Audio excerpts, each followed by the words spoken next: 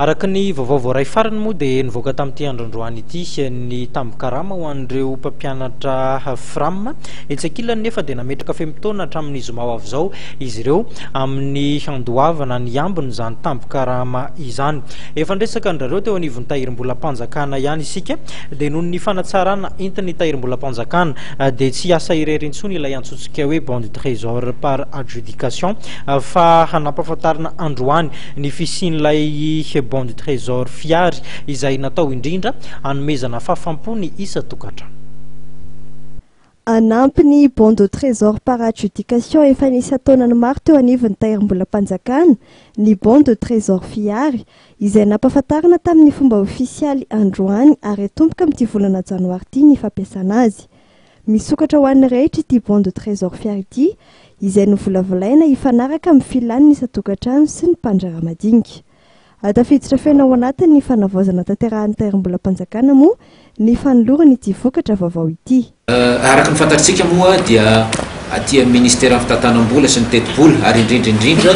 aty amin'ny tahirim-bolam-panjakana no mandrafitra sy manatanteraka ny politikan'ny fanjakana amin'ny resaka épargne. Zao fotoana zao rehefa tena dinihana no ady adina ny toedra ara situation zany ny tsena mbola eto amin'ny firenena dia hita fa ilaina dia ilain'ny firenena, ilain'ny fanjakana, ilain'ny tahirim-bolam-panjakana, ilain'ireo agent économique ireo ny mametraka anty bon de trésor vaovao ity. Amin'ny resaka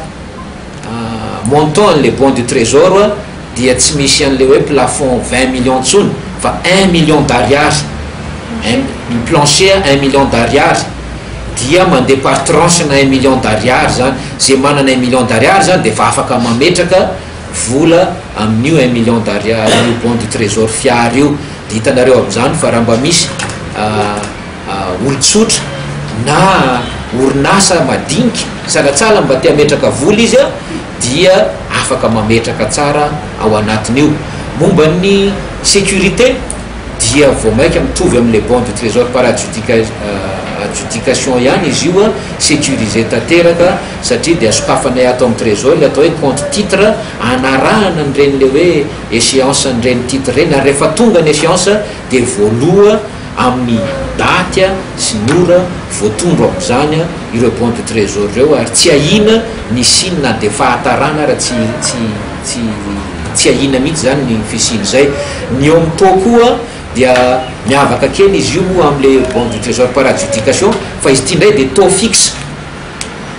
zany hoe ny tahirim-bolam-panjakana no mametraka